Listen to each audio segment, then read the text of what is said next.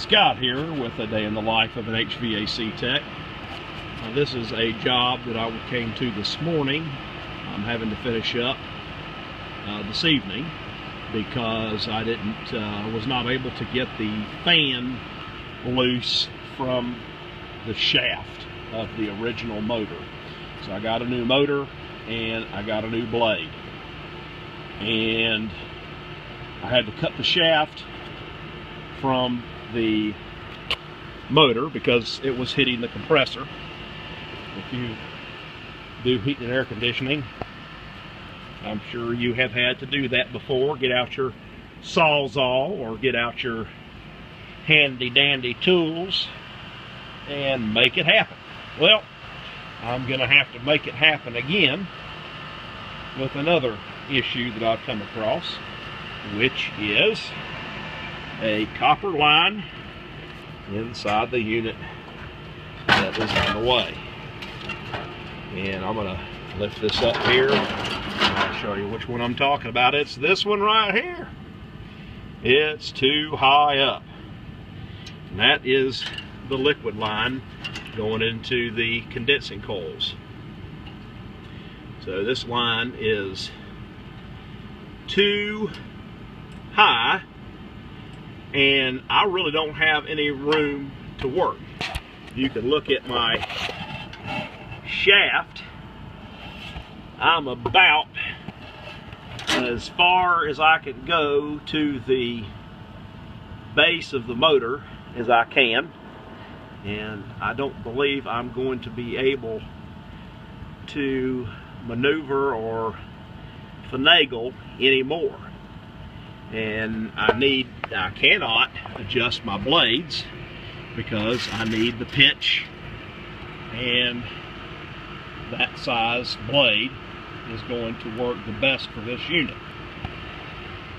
So I've come across an issue here and I've got to find out and figure out how to fix it. So my next task is now to try and see how I can make this blade get past this line without crimping it. So, question, is this possible to do? Do I have enough liquid line to be able to do that? Not a whole lot of slack in that line, but it's not going to work if I don't either change the motor or gently move this liquid line. So when we come back, I will let you know whether I've been able to accomplish this task or not, to be able to manipulate this liquid line enough to be able to get the blade to pass it. So we will find out shortly if Mr. Scott, HVAC man, can make this happen. I ain't gonna brag. I'm not haven't been doing it for 25 years or anything like that, but I think I might be able to come up with something. So let's come back here in just a bit and see if I've come up with a solution. Hopefully, before I leave, I'll have this running. That is my goal. So, be back in just a minute. Well, what I've done is I have moved the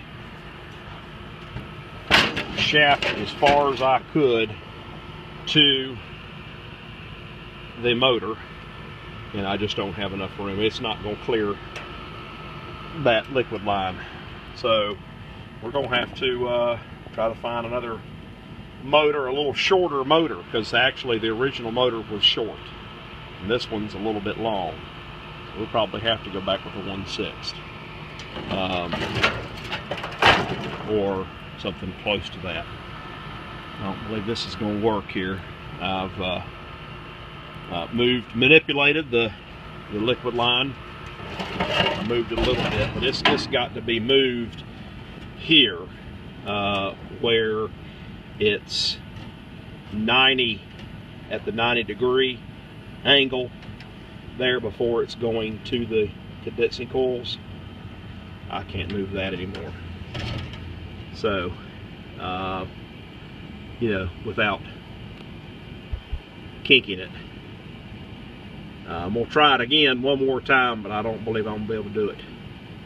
I'll be back if I accomplish something, and you'll hear a yoo-hoo or something like that. So we'll be back one more time. Got it fixed. I got enough clearance to get this to work. So we'll go ahead and have the lady turn it on. We'll check the amp draw, check the pressures, make sure everything's working, and hopefully we can wrap this one up for the day. So be back in just a minute. Yeah, I forgot to say one thing. Yoo-hoo! But let me say a better yoo-hoo once I get the thing going. So be back in just a minute. All right, so we've got the fan motor going. Didn't think I would be able to, but I was able to manipulate the liquid line enough to get the blade turning. So hallelujah. Woohoo!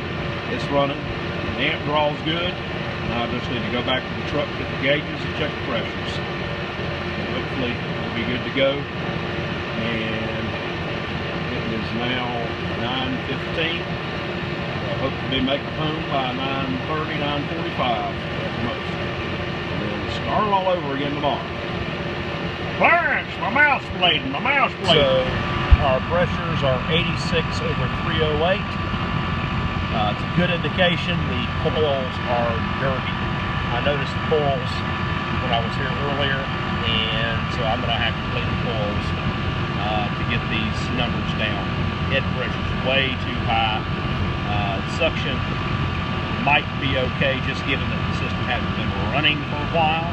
And let's see if we can get those numbers down. So we'll go ahead and get my coil cleaning jug and clean them, and then we'll recheck pressures after that. You can see,